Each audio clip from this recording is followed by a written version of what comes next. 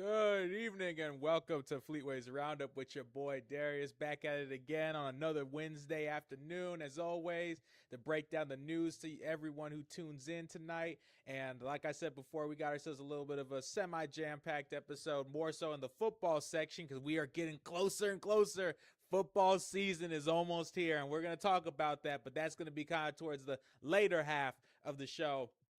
But we got a little bit, just a few updates video game wise. It won't take too long. Then we got some movie stuff. Like I said, gonna do a little bit of a brand new day review, as I did see it over the weekend with a friend of mine's.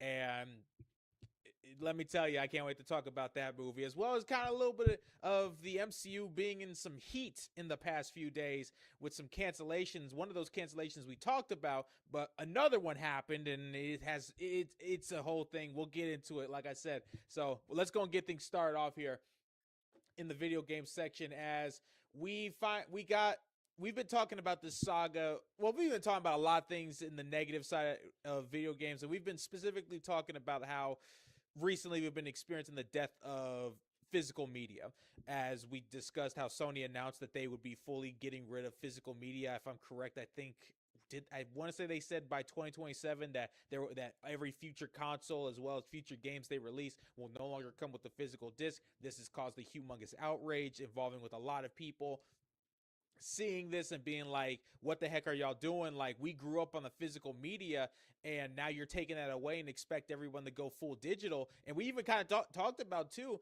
that Sony, and even Sony's been more like adamant, like, we're planning on moving forward with this. Xbox has been like, we intend on moving forward with this, but we're also kind of like in that weird iffy spot, even with them even having apparently discussions. There's been reports that they have been discussing the possibility they may try to keep physical media going on their side. But again, it's a whole mess of things.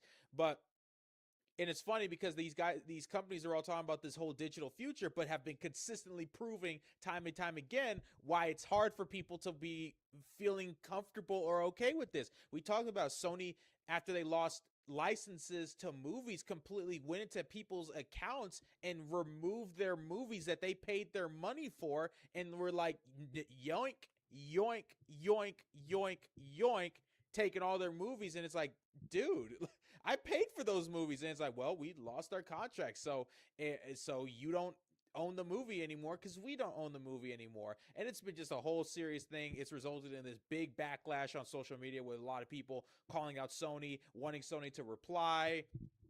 And Sony, for the most part, has been staying pretty quiet.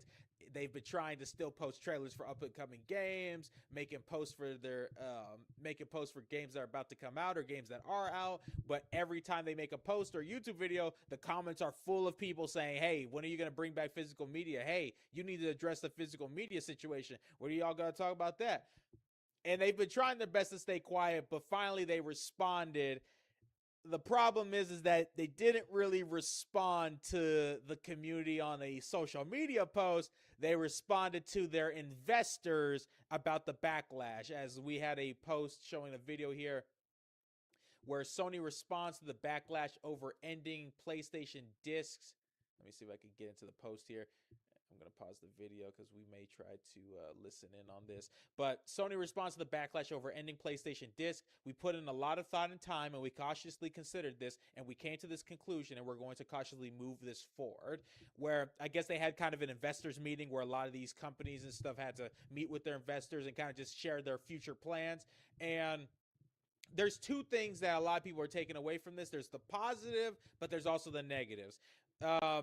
I guess we could share the somewhat positives. It's showing that people's voices are being heard, in a sense that, well, one, Sony is flat out confirming that they have heard about this backlash. Of course, that adds to the negative that means they just don't give a crap. Excuse my language, but it's true. That means they don't give a crap of what their fans and their customers are feeling about this, because they're like, well, we've heard it, and they're basically saying, we know that people don't like this, but screw them, we're moving forward with this. This is our game plan, and we're going to move forward. We don't care anymore. We've already opened Pandora's box. We're not closing it again. But the fact, though, is that this is getting to a point where now the investors, they're now starting to question and be like, hey, like, we're investing into your company, and we're seeing a lot of people talk very negatively about this. Is this going to hurt our money and investments into you? And so I guess the whole meeting is them kind of trying to reassure people that no, we're not backing down. Well, first, that we're not going to back down from this, but also trying their best to reassure the investors that no, don't worry, you won't lose any money from this, from our decision here, which I think is a lie. I think that there is a chance PlayStation and Sony could lose money, because I've been seeing, especially I've already been seeing people say is I will never buy another Sony PlayStation console again and show any support to them, and I'll just stick with the PlayStation I have now, which already sucks. We already saw after that they shut down the PlayStation 3 and PSP store that they are pretty much getting like it's just a whole mess. But again, I actually think that there is a serious chance that Sony could lose some money, because I'm even seeing people say now that this statement has came out that this is like, you know what, Sony, I'm glad that you finally said something, because now this gives me more reason not to follow you. And someone I follow here on Twitter, the NCS master, they even kind of said something, which is the reason a lot of people are now like, you know what, this only makes me feel even better why I'm not going to buy another console with you guys. Where they said the fact Sony chooses to address the physical games backlash with their investors instead of the players is a very telling sign. And it is. It's the harsh reality. It really shows. This basically was Sony.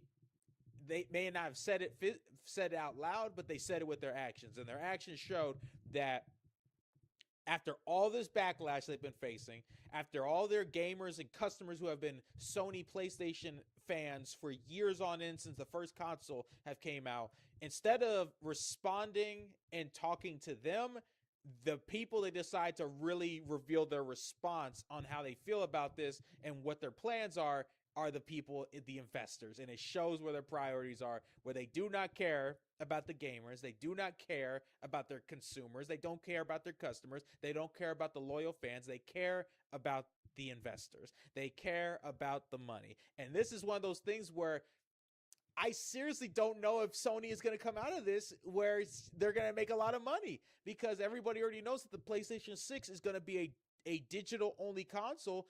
And now that people have been seeing the backlash behind a digital only future in gaming, people are going to look at that PlayStation 6 and be like, yeah, unless it's a game that's forcing me to have to get a PlayStation 6, I'm going to gladly stick with my PlayStation 5 and just deal with that and stick with the physical media I can get. And if there is digital media, I get that, but I'm not spending another buck on a PlayStation 6, especially when the rumors for the next PlayStation 6 is that that console could get all the way up into the thousands, which is crazy to think about, but sadly it's the world we're living in and stuff.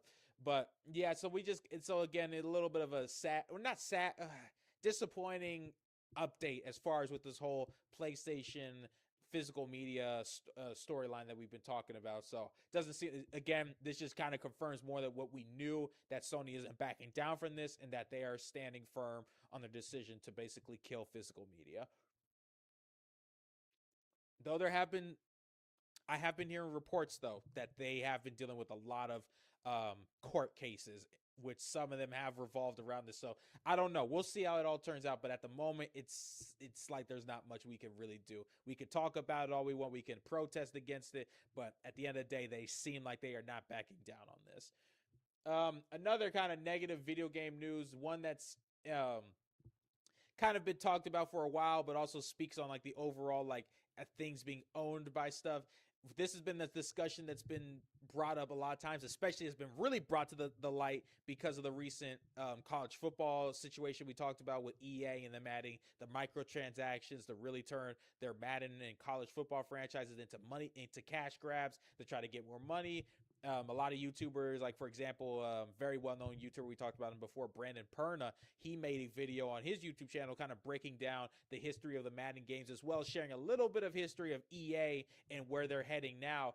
And a lot of these YouTubers from Brandon Perna, Bordeaux, and so have addressed that this is really all culminating in what's been kind of talked about, is that EA is supposed to be getting bought out by a company, but it hadn't been official. But again, they have to show their investors. Excuse me one sec.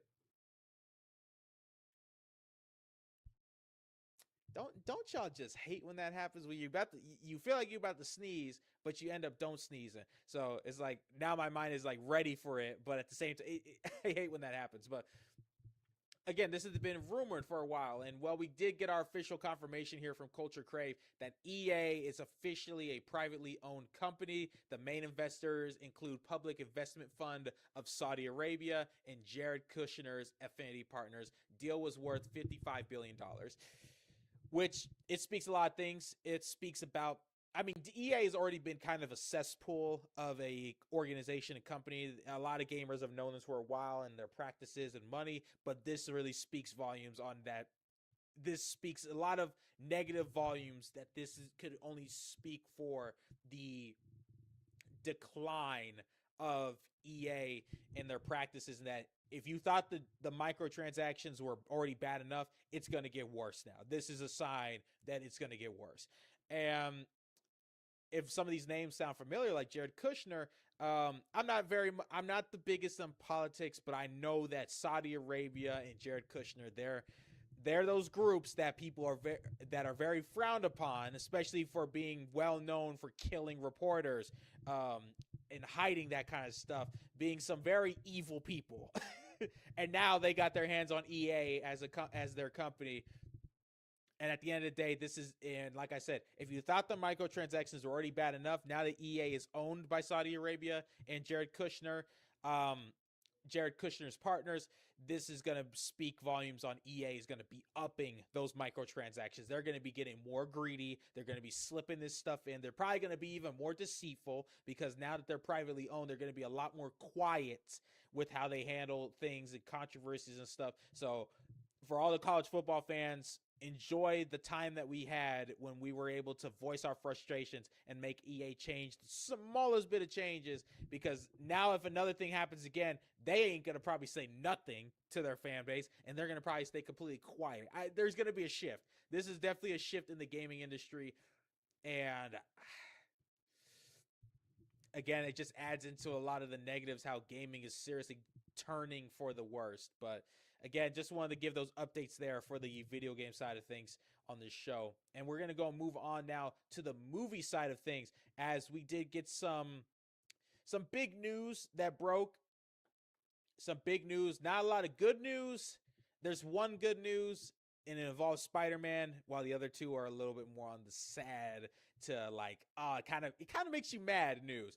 And well, first off here, we talked about in the previous episode that sadly Blade, the future Marvel movie, had been canceled. That was going to star Mahershala Ali as the titular vampire hunter.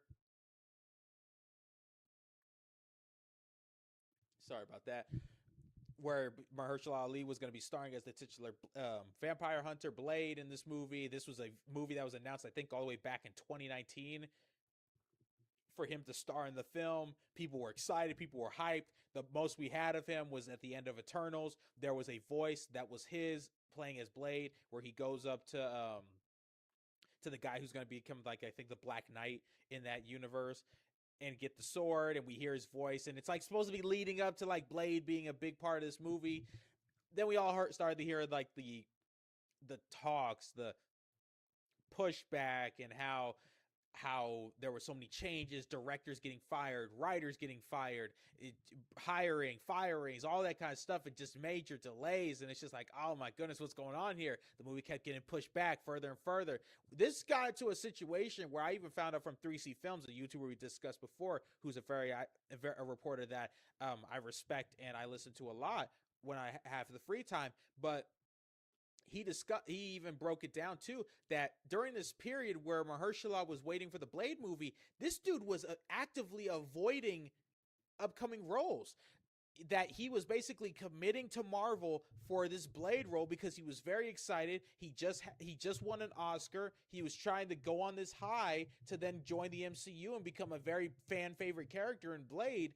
And if I'm correct, what the reports are saying, and even what 3C Films had reported as well, from his sources, is that Mahershala turned down not one, not two, not three, not four, not five, not even six, but 7 movie roles, all for waiting on Blade, where people would call him up, and essentially, from what I've heard, is that people called him up and they're like, sorry, I can't star in your movie because I'm waiting on the call from Marvel on when we're going to move forward with this Blade movie, and I got to be ready for that. Like he trained himself in sword fighting and all that kind of stuff, getting ready for this role, and then they finally pulled the plug.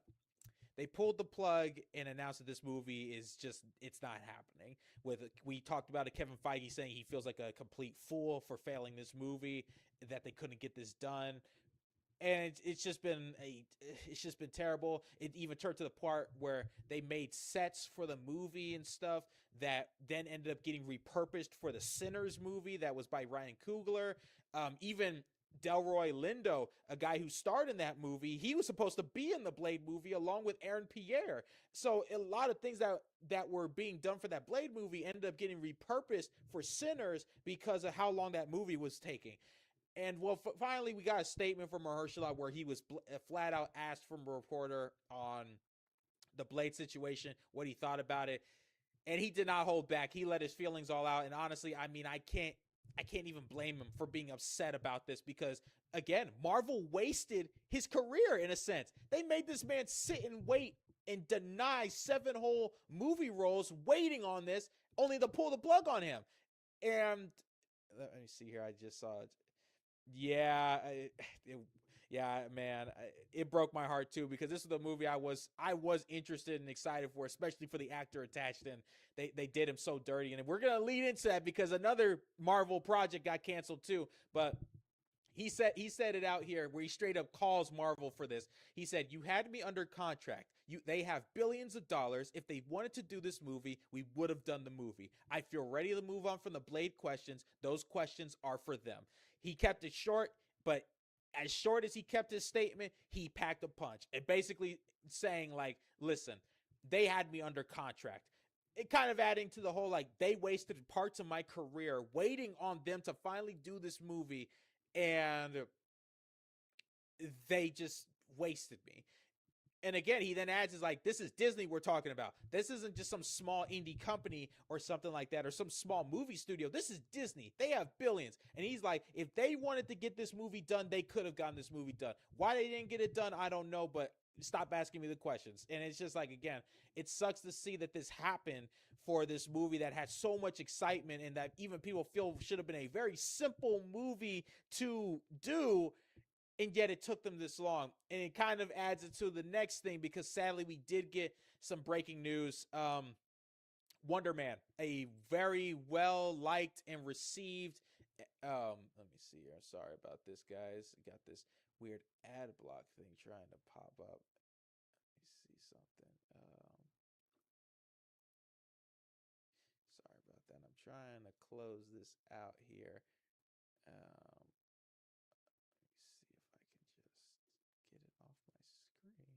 If not, sorry, I know this is kind of just, I don't want this to be there distracting, so I'm going to move my camera up to the top there.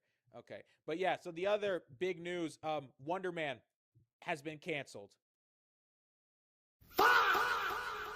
Yeah, when I saw this news, I was heartbroken because this was a show I watched on Disney Plus, and it was a good show. This was a show that not many people thought was going to do good because it got barely any marketing, no promotions at all. Yeah, he's well within his right. He withheld his career for this role. Exactly, cousin. He has every right to be mad at Marvel for what they did to him because he actively held himself back from taking other roles to be prepared and ready for Blade. And also, I forgot to say this too, the sword training that he did for the Blade movie is now being repurposed for his upcoming movie that he's going to be starring in called, I think it's called like Mother. But yeah, he's now repurposing that sword training he did for the Blade movie for that movie. So again, it's just like, oh, it sucks. But yeah, Wonder Man, after they literally not that long ago said season 2 was in the works, we then get the news, it has been canceled. Yeah, they announced that it's going to be canceled and that it's no longer returning.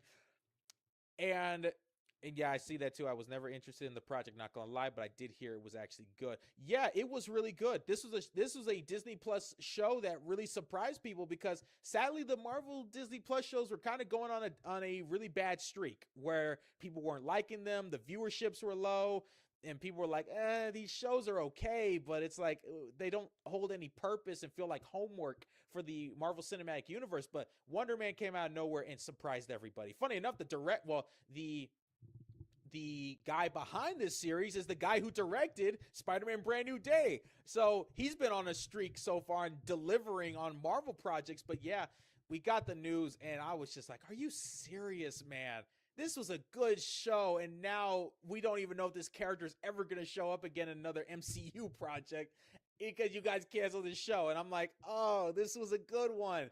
And I kind of want to turn things around because this has started to add a lot of eyebrows, specifically in the African American community, where a lot of African American people, black people, have been seeing these cancellations and are like, dude, Marvel, what is going on with you guys? You are not handling these black centered characters in your universe very well, because, and I'm going to give you guys kind of a listing, you could kind of maybe understand why people are starting to feel a certain way about Marvel at this moment. Like, well, I've been seeing it all on social media. A lot of black people have been like, dude, Marvel, what is, yeah, X-Men 97 is absolutely phenomenal. Still waiting to watch season 2.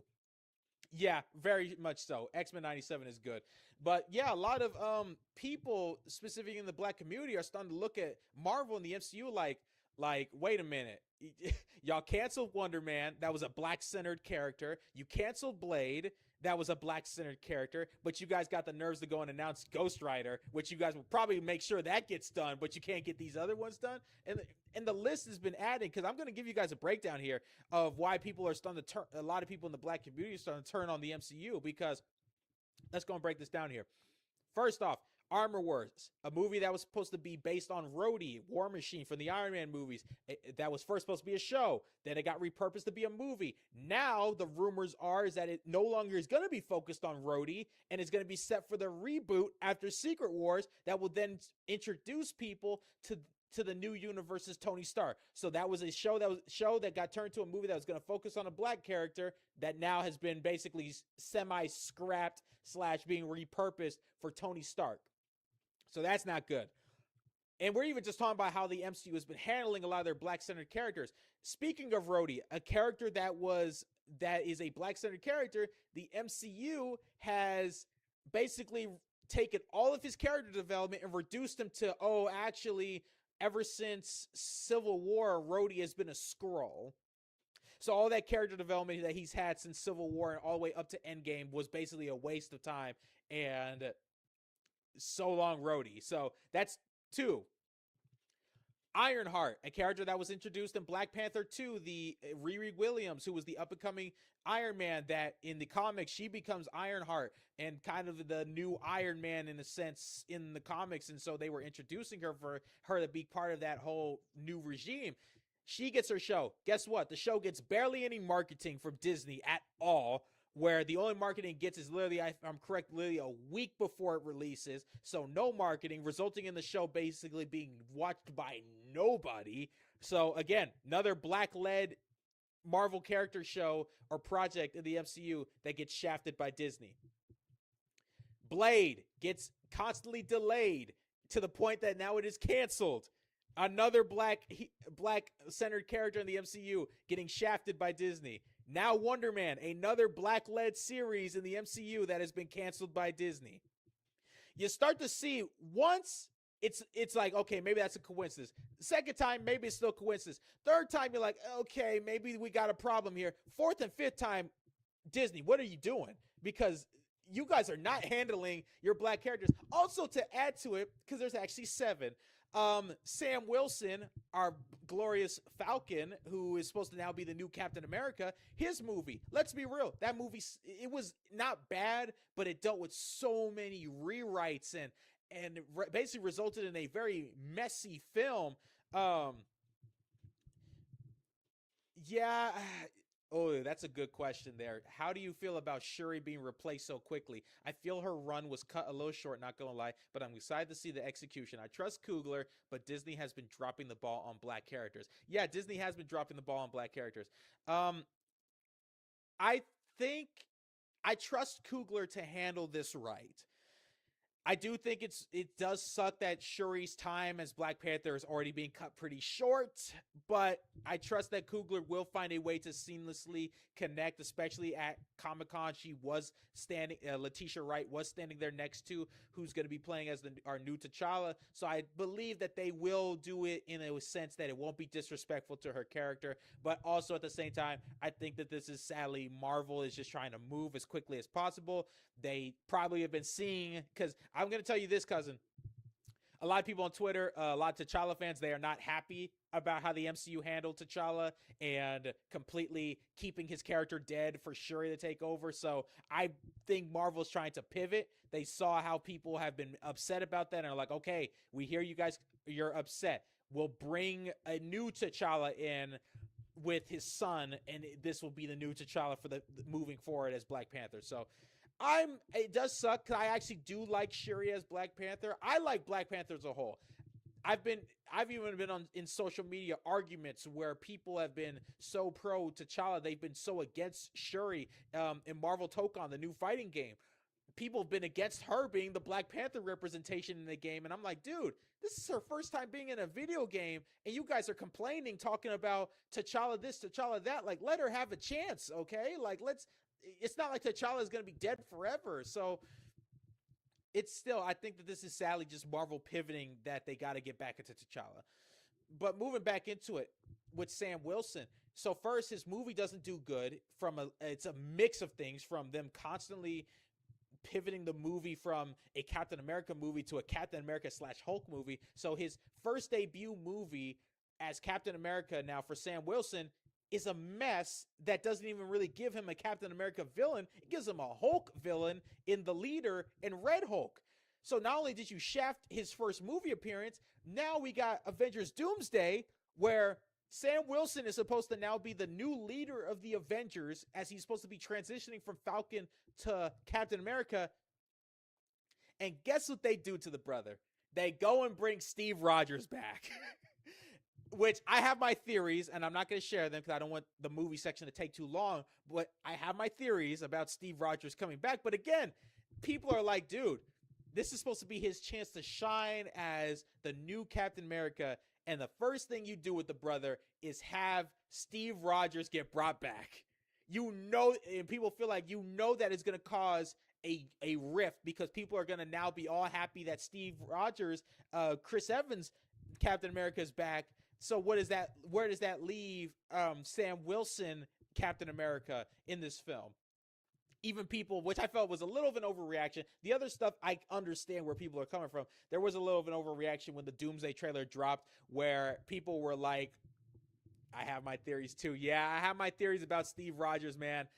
All I'm going to say is this: I don't think that is our Steve Rogers, as the trailers are trying to make it seem. I do think we might be dealing with an evil Steve Rogers, but like I said, I don't want to get too much into that. But again, that's a little of a hint of my theory for Doomsday and Steve Rogers returning back the way he's looking and stuff. But again, even people point out in the trailer with, I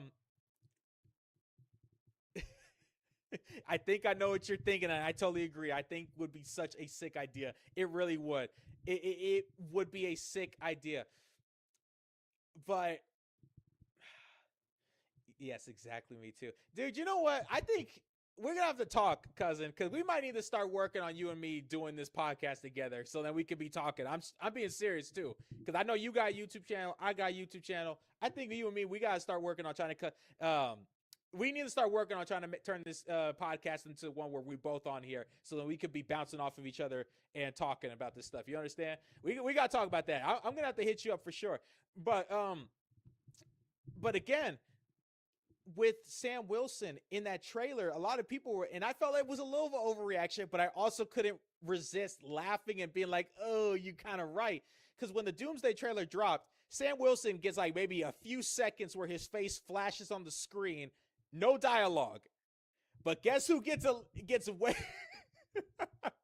Yo, would be sick, bro. I'm down low key. Trust me, I'm gonna be hitting you up after I'm done with the show because I think we should talk about that. But oh man, I mean, Sam Wilson, he shows up for a few split seconds in the trailer, no lines of dialogue. But then Steve Rogers shows up and gets more screen time and more speaking time than Sam Wilson. And people are like, dude, you are doing these black characters in the MCU so dirty, man. And I can't disagree because there's a lot of evidence. I gave you 7 to 8 examples of that Disney is not building a good track record with its black community right now. So again, it sucks to see this cancellation for Wonder Man, and it's just leading to a lot of people not trusting the MCU or even Disney to handle their black characters right. Destin Daniel Cretton, the director for for Brand New Day, as well as the overall director for Wonder Man, he did come out to speak because he had probably been seeing people were going after Kevin Feige like, oh, Feige, this is all your fault, where he said, listen, this is not Kevin Feige's fault that Wonder Man was canceled. If the business was right, we would be making that show because I know Feige loves that show as much as I do. And I'm someone that's in that middle. I don't think that Feige really is controlling what gets canceled and what's moved forward. If you want to take your frustrations up with anybody, take it up with the mouse, okay? Because it's them. It's 100% Disney, and they're making these decisions on what to cancel. Now, I sadly think that another reason people should consider with Wonder Man being canceled is I think Disney is trying to move away from Disney Plus shows. Because at this moment, now that Wonder Man Season 2 has been canceled, all that's left of the Marvel Disney Plus shows is Vision Quest and Season 3 of Daredevil Born Again. And even then, I have heard reports that Daredevil Born Again that Season 3 is going to be the last season, that they're not going to move forward after that. And I think that this is because Disney is starting to move away from the Disney Plus projects. We all remember when COVID was hitting, they started to try to make this push of here's the movies, but also here's the shows for you to watch to introduce more characters in this universe. And well, I think they've been seeing that the viewership on a lot of the shows have not been good, sadly. As much as we could praise and love these shows and say that, oh, they've been good, this one's been good, this one's been good, the viewership has not been meeting. And again, it all comes down to business. And because the views aren't there, they're like, we don't want to move forward with this. So I think that this sadly is them trying to move away from doing Disney Plus Marvel shows and just focus on the movies, which I think is smart because people have been mixed with the Disney Plus shows, and people have been feeling like they've been having to do homework for these shows, like I said before. So I do feel that Wonder Man sadly was a casualty of that. But again, it's just like the coincidences, man. Every time a black character is supposed to be having their own project, either it gets canceled or you guys barely promote it or you guys completely shaft them in their projects. And it's just like, it's not a good look. I don't like to jump to conclusions, but I can't deny the evidence is there. So again, just wanted to share that with it. I know it's a little bit of a sad, disappointing note as far as with these projects, but we have some semi-good news here where we got our reports for Spider-Man Brand New Day. I had been hearing that it was rising and rising, where now Spider-Man Brand New Day has officially crossed $1 billion at the global box office, marking it as the second fastest film to achieve this. Production budget for this movie was only $225 million, which sounds like a lot, but in movie standards, it's up there. But the fact that they've already crossed $1 billion in the global box office is insane. And I mean, congratulations to Destin Daniel Cretton and just the Spider-Man franchise for making it big and achieving this feat, because that is fast. This movie just came out last week. This movie just came out last week, and already here we are talking about that it just crossed $1 billion. People were going to see this movie, not just from word of mouth, but because it's Spider-Man. I knew that I didn't know this was going to happen, but I knew Spider-Man wasn't going to fail because it's Spider-Man. Everybody and their mama knows Spider-Man. If there are 3 heroes on the Mount Rushmore that everybody knows. If you show a picture of them or say their name, people are going to be like, oh yeah, I know who that is. It's Spider-Man, Superman, and Batman. That is the big three of Mount Rushmore of superheroes right there. And so I'm not surprised that this movie did good. I just didn't think it was going to do this good that fast. I thought they would reach $1 billion, just not this quickly. But hey, I guess the power of Spider-Man is more bigger than any of us really could realize, and they've already hit $1 billion. This could seriously, though, put us in a huge new era of movies when it comes to future films now, because they're going to look at this and be like, dude, we got to be trying our best here to go and get in on this, try to reach $1 billion as fast as possible, which there's a lot of things that this could mean, both negatives and positives moving forward in the movie industry. But when it comes to this, you may ask, how was it possible for this movie to reach $1 billion so quickly? Well, like I said, first off, it's Spider-Man. Second off, the last time we had a Spider-Man movie was No Way Home, the movie that featured Tom Holland, Tobey Maguire, and Andrew Garfield Spider-Mans all together, or the Spider-Men all together. That was the last of the live-action Spider-Man movies we had, and that was in 2021, right? Let me see. I want to say that was 2021 when we last had that. No Way Home. Yeah, 2021. It has been basically 4 to 5 years since No Way Home came out, which is crazy to think about. But yeah, so that adds to the hype of people ready to see this new Spider-Man movie. But also the trailers did a good job at hyping people up, because that's one thing you can't take away from these trailers. They have been good. All these trailers have hyped everyone up. They've made people be like, yo, this Spider-Man movie is looking pretty good. And word of mouth also helps too. So it's like you have the brand name of Spider-Man. You have I was trying to kind of wanted to zoom in there on this picture, but it's a little sometimes hard working with that kind of stuff. You feel me? But again, word of mouth, and it's just like there was no way this movie was going to fail. I think it just kind of came down to how quickly was it going to succeed, and well, we got our answer. $1 billion is no small feat. But again, we're kind of transitioning over into that review section, because I did say I wanted to at least share my thoughts on the movie. I did go to see it with a friend on Saturday afternoon. We went to go see the movie. The theater was packed, and when I tell you this movie was good, this was a good movie, man. I mean, hands down, this was the best, and I stand by it, the best of the Tom Holland Spider-Man movies. Better than Homecoming, in my opinion. Better than No Way Home.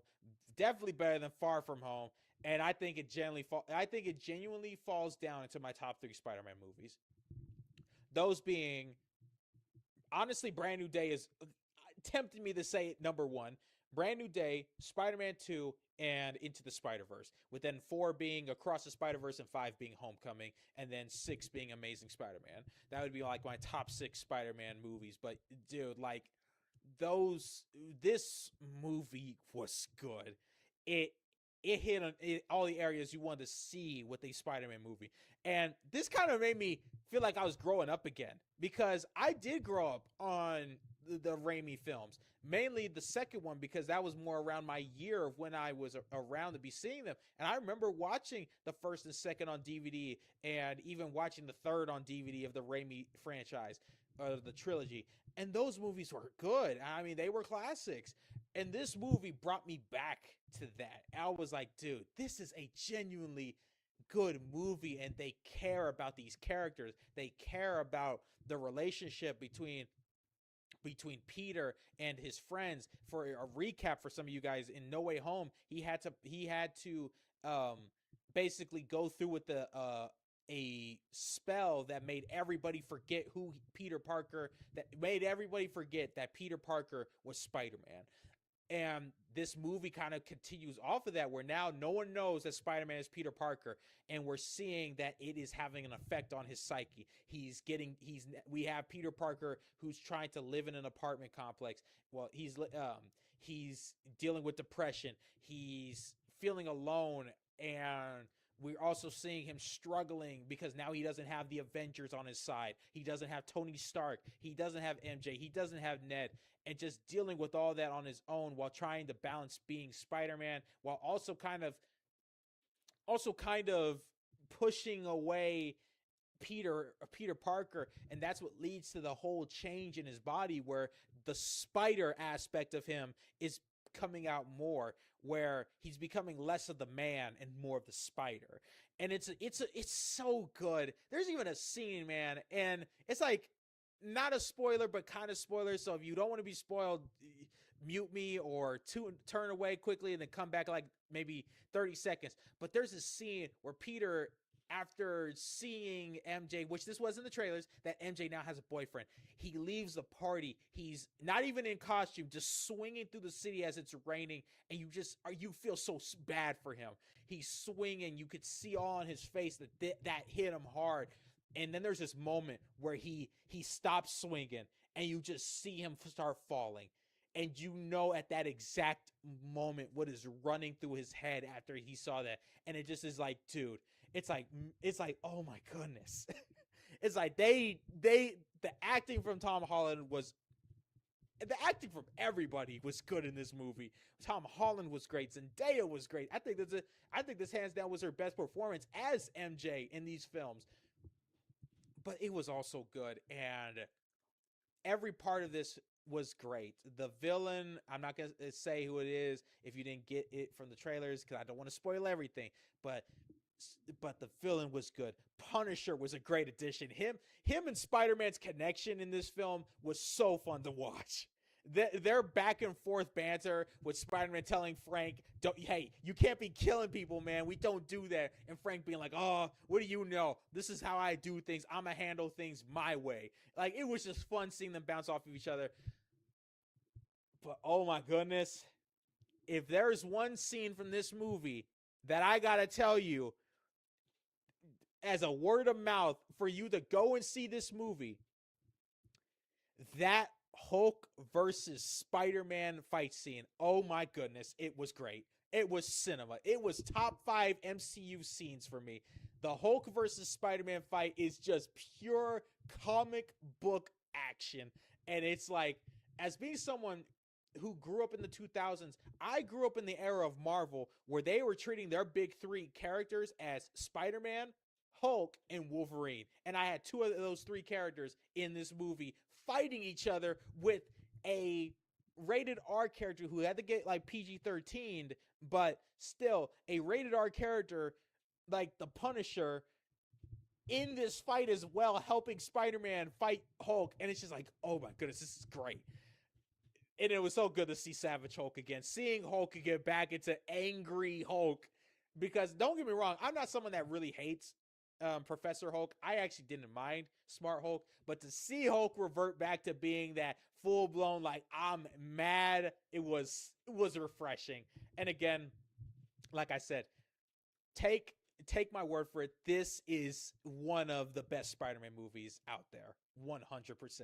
I give this a 9 out of 10. It was a great movie, great watch.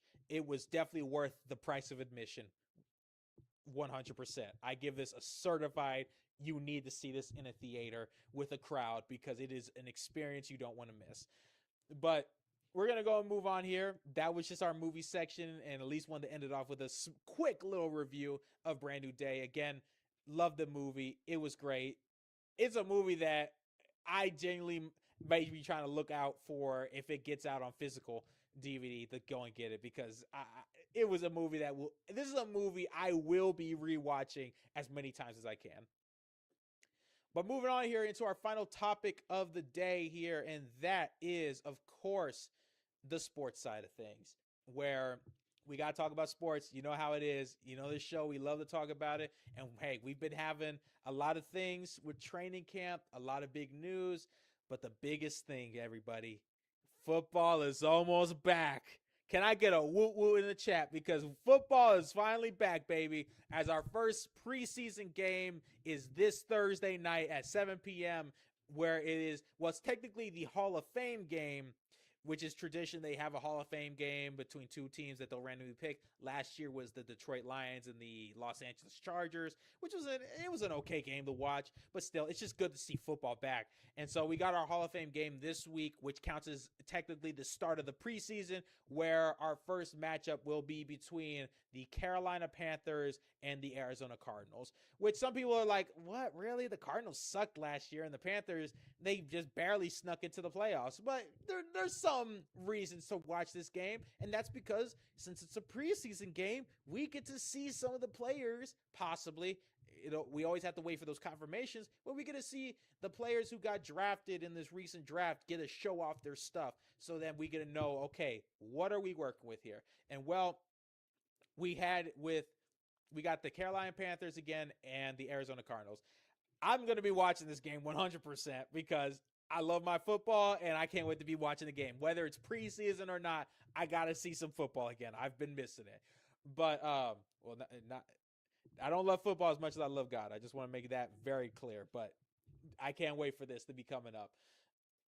And we did get some news with this game where we got our confirmation of the quarterback matchup for this game, where the two confirmed starting quarterbacks for each team will be quarterback Kenny Pickett, the former drafted quarterback from the Pittsburgh Steelers, who's played for the Browns, the Eagles. He's been all around the league, and now he's with the Panthers, so he will be their starting quarterback. But the big starting quarterback of this game is the Cardinals confirmed Carson Beck will be their starting quarterback. And the reason that this is big is because this is the guy they drafted in this year's draft. This is the man that later in the draft, after they missed out on Ty Simpson, after the Rams went and drafted him, which shocked everybody. Again, I'm still not a big fan of that draft pick, but again, it is what it is. They went later down and drafted the Miami quarterback Carson Beck, and now we'll get our chance to see what he's made of in this preseason game, where we'll see how does he look in this Cardinals offense with Mike LaFleur as his head coach. I mean, again, it's preseason. You can't expect much, but you can at least expect to see little snippets of what they may have, because this is going to maybe give some football fans and maybe even Cardinals fans either hope or possible depression that he's not going to be their guy, and they need to try their best to tank for maybe Arch Manning or Dante Moore in this upcoming draft. But again, that's the more exciting part of that announcement. But again, there we go. We got our official announcement of who the two quarterbacks will be facing off, and I'm more excited to see what Carson Beck brings to the table for the Cardinals, to see maybe he's a surprise. Maybe he finds a way to sneak in and actually be the Cardinals starter, where they're like, you know what? This guy is our guy. We're not going to draft a quarterback next year. We have our quarterback. So again, be on the lookout for that. But overall, football is back, baby. Let's go. Speaking of the Panthers, though, we do kind of have a little bit of, with training camp, sadly, a lot of good news, and then there's also the bad news. And a lot of the news we're going to talk about here from training camp is injury-related news, where, speaking of the Panthers, during training camp, it was reported that Xavier Legette, their star receiver that they had given a pretty high draft pick for in, I think it was the 2023 draft, that they drafted him pretty high, and he so far has not turned out into the receiver that they were hoping he would turn into. But it was reported that during training camp, he was carted off to the locker room after hitting the ground hard on a deep ball, likely a head injury. This was reported 10 hours ago, and it's just like, it's already bad enough that he hasn't been turning out into the receiver that Panther fans have been hoping he turned into. But now we're talking about an injury that could sideline him for a couple games. It's not going to help him moving forward with the Panthers, because they already got their new guy with Teteroa McMillan, and Jalen Coker just signed a new contract, and he's looking like a stud. So Legette, I know for him, this is a really bad situation, because in his eyes, it's like, oh, I got to get back on the field so I can prove that I was worth that draft pick, and that I am I can be the guy. So wishing them the best. Wishing them the best on that. But we did get a little bit of an update, which still though it's like we haven't gotten a full diagnosis.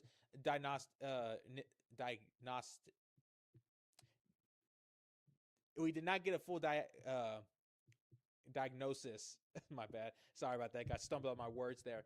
But we didn't get a full breakdown on the injury. But all we did get recently reported was that he was carted off on the practice field on Tuesday, and he was evaluated for a concussion. But thankfully, he did ultimately pass from Dave Canales, the head coach. So that's good at least. That means he didn't get a concussion, but they probably still need to run some tests because you don't just go down hard like that and then get carted off if something didn't go down. So we'll definitely be keeping our eyes out and trying to keep you guys posted as far as what happens with Xavier Legette. Wish him the best of luck, and hopefully this isn't anything too serious. Again, thankfully it wasn't a concussion. Next up here, with another receiver injury for the 49ers, where, oh man, sorry 49ers fans, we got more bad news with Ricky Pearsall. This is a guy who has just had the worst string of bad luck from his first year where he's supposed to be starting with the 49ers. He sadly got shot after a confrontation, causing him to miss pretty much the majority, if not all of the 2024 season, to the point where even some 49ers fans feel like if he was healthy and in the games, that he could have maybe helped the 49ers win that Super Bowl against the Chiefs, but it didn't happen. That kept him out the whole 2024 season. Then he finally did come back in the 2025 season, where sadly he did not really play many games. And now we've gotten reports where, after discussions with his doctors, he will be undergoing a season-ending surgery. After having a nagging PCL injury that dates back to last season, he will be out for the year. And he is expected to make a full recovery in time for the 2027 season, which, again, it's like, man, I know 49ers fans have to be so upset about this because this is a guy that looks so promising, and he's had injury after injury after injury. And it's not like these are really things that he can control, because him getting shot, you can't control that. You can't control someone pulling the gun out of you and shooting you. So it's like he's had such a string of bad luck, and I'm wishing him the best. I really want him to succeed, because from what the small snippets that we've seen from him when he's on the field, he looks like he can be a solid young receiver for them. It's just that he's got to be healthy. So I'm wishing him the best of luck. I really am, and hoping that he is able to get some sort of full recovery where by 2027 he can play a full season and hopefully show everybody what he's made of. But again, sucks to see that, and again, good luck to 49ers fans. I know that you guys are struggling with that. But next up here, moving on with the Atlanta Falcons, big news, breaking news, as Bijan Robinson, the star running back, finally got his extension, as it was reported that he has been having kind of a hold-in, where, if you don't know, for my non-football fans, a hold-in is where a player is expecting a new contract. So they go to training camp, but they don't practice because they want a new contract extension. We've seen this happen mainly with the Cowboys. God damn! Of course, the Cowboys, where they've always had players hold in, like we've seen it with Dak Prescott, until he finally got a contract extension. It happened with CeeDee Lamb. He got a contract extension. The most recent was Micah Parsons. That resulted in him getting traded to the Packers. Of course, the Packers. Thank you, Jerry Jones, for that one. But yeah, so we've seen that happen before, where players will hold in, but the Falcons, they ain't playing around with Bijan Robinson like the Cowboys play with their players. They were ready to get this contract done so that he could come back and get ready for the upcoming season. And his new contract is looking to be a 3-year deal extension worth up to $75 million per year, with $51 million guaranteed, definitely making him now the highest paid running back in the NFL. And congratulations to Bijan Robinson. He deserves that money. He's a guy that is a beast on the field. Whenever he gets that ball, you know there's going to be trouble, whether he's running the ball or even when he turns into a pass catcher. He is a threat on both sides of the field. and he deserves that money. So congratulations to him getting this big extension. And now it just has a lot of people with their eyes on the Detroit Lions because their star running back, who's in second place, in my opinion, to Bijan, is also doing a hold in for his new contract extension. Yeah, like, come on now, Detroit. You guys better get this secure because now that Bijan has gotten his contract extension, making him the highest paid running back, Jahmyr Gibbs is going to be like, hey, so y'all going to make me now the highest paid running back, or what are we doing here? Because I'm not going to let this slide. So we'll definitely have to see if that happens. Maybe I'll make a YouTube short if we do get the contract extension for Jahmyr Gibbs with the Lions. But back to, again, more injury news. Yeah, sadly, with the same team, the Atlanta Falcons, it was reported where they feared Jalen Walker, the star edge rusher from the 2024 draft, is feared to have torn his ACL. A potential where it's looking like this could be a potential brutal injury for this defense. A defense that was looking really solid in both the 2024 and 2025 seasons, where their defense was starting to look like they maybe had something to look forward to. And now the injury comes up.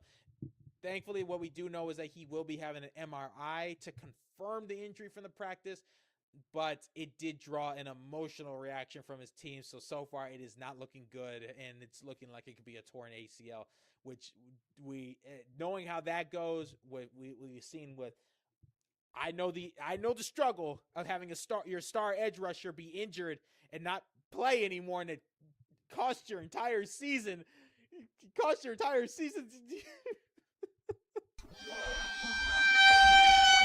Oh no. But I know the pain of what the Falcons fans must be feeling right now, but I'm wishing him the best of luck. I really am. Hopefully Jalen Walker has a swift recovery. Hopefully this isn't anything serious, but from what it sounds like, it probably is, and he may end up missing the whole 2026 season, which that's going to be a huge hit, again, for the Atlanta defense. But again, all prayers are going to him. Hopefully he gets some sort of recovery to come back swiftly and be able to help them out. Next up here, as we got another contract extension. Today has just been the day of contract extensions and injuries from training camp. But the two-time Pro Bowler Zay Flowers from the Baltimore Ravens has gotten a 4-year, $140 million extension that includes $108 million guaranteed. I mean, get that money. I'm a little mixed on this one. Zay Flowers, I think, is a solid receiver. But now that he's gotten this big contract, that boy needs to start proving he deserves that money, because so far in the sample size we've gotten from Zay Flowers, he's impressed me, but then there's moments where I'm like, oh man, you need to impress me more. Hey, we ain't forgot the game against the Chiefs where he dropped that pass that would have maybe helped the Ravens make it to the Super Bowl. We ain't forgetting that, Zay Flowers. So again, now that you got that money, you guys start proving it on the field that you deserve it, because I'm definitely someone in that middle ground where it's like, I understand they got to get him locked down because you don't want to let him walk. But I'm also like, you better prove yourself, Zay, because right now you ain't proving nothing. You are not doing many favors with your history so far in this league. So it's time to nut up or shut up, as Tallahassee said in Zombieland. But again, still, at the end of the day, we like to see when people make their money. So congratulations on that. Just please start showing it on the field, man. Please. We need to see it. Next up here, another contract extension as reported by Ian Rappaport. The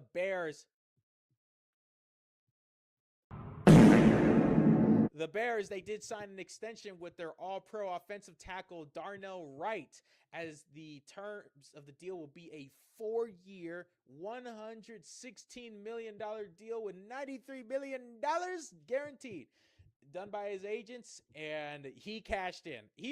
I will say, as much as I don't like the Bears, I can't deny they got a good squad, and Darnell Wright is a good offensive tackle. He deserves the money 100%. And congratulations to him making that bag.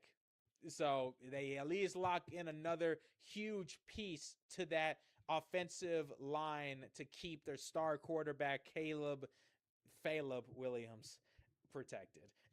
You know I got to get my jabs in. I'm a Packers fan. I got to go after the Bears. I have to. If there's three teams I don't like in this world, it is the Chicago Bears, the San Francisco 49ers, and the Dallas Cowboys. And of course, then anybody that's in my division that I'm rivals with, I'm not going to like them either. But if I have three teams I don't like, it's those three. And I know I just called out some family members too that are fans of those teams. You heard me. I don't like your team, and you probably don't like mine either. That's how football works. But again, congratulations to Darnell Wright, and I guess also congratulations to the Bears of getting this done. But I can't let the Bears get out of this 100%. And I'm not happy about what occurred, but this does add to what I've been discussing of how I fear the Bears are. Well, not fear. I'll be glad if the Bears have a down season, but it adds to my concerns about the Bears and their chances of having a repeat season. And that was that it was reported yesterday on August 3rd that the Bears safety, Kobe Bryant, who was traded from the Seattle Seahawks to the Bears, he suffered a hyperextended knee injury with a bone bruise and small fracture during yesterday's practice and is looking to be out 8 to 10 weeks, which, I mean, that is not a serious issue, or it's a serious injury, but not serious in the sense of that it's going to keep him out the entire season. At least this means he'll come back, but still means he's going to miss time. And it's not looking good because even then, yesterday, we had another injury news where cornerback Terrell Smith had left practice early, where it looked like he suffered a torn patellar tendon in his left knee during where he had suffered the injury in last August in a preseason game. And again, even reports say he was feeling pretty good ahead of this year's camp, but now he's left early. So it's like there's that question marks of like, oh, is that injury nagging again? And it's just like hasn't been looking good for the Bears because so far they've been just having a lot of injuries happen. Even 3 hours ago, reported by a Packers reporter that the Bears placed edge rusher Jonathan Garvin on IR. And it's just like, it's not looking good for this Bears defense. I said it before in an episode on why I feel the Bears are going to struggle to meet those same expectations that they met before, because this was a team that their defense was not good. It was a defense that was opportunistic and knew how to get turnovers.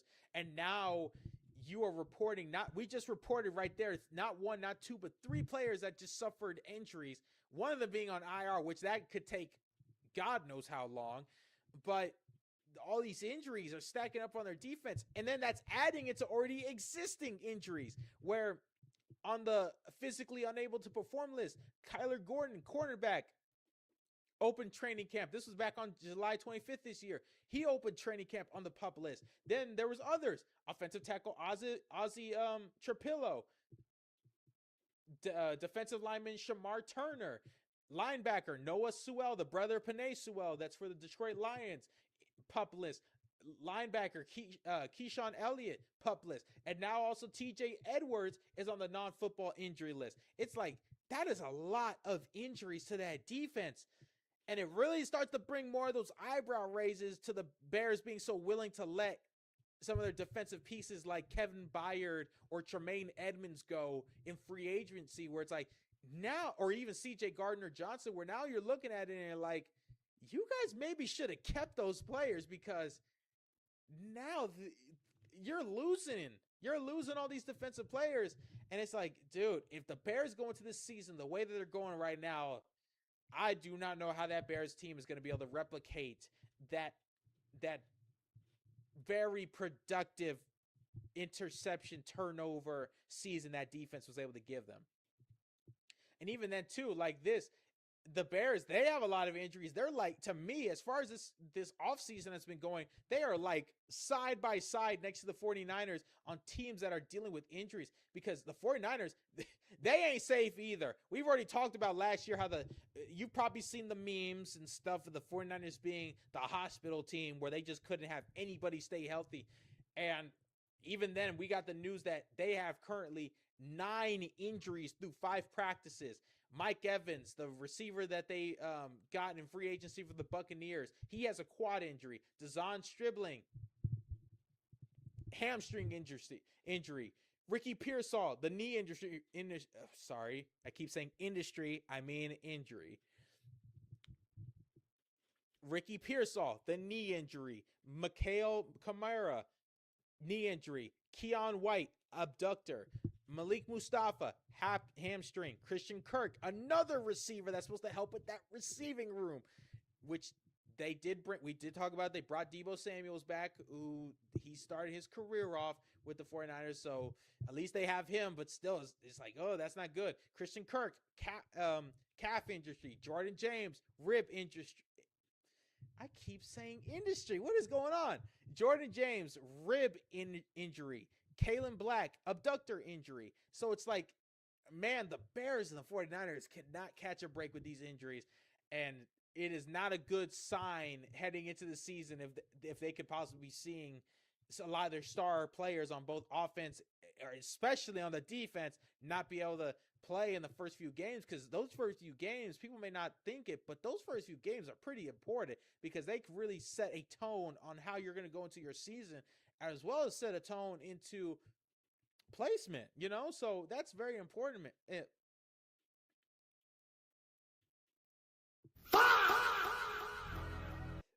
That's a shame.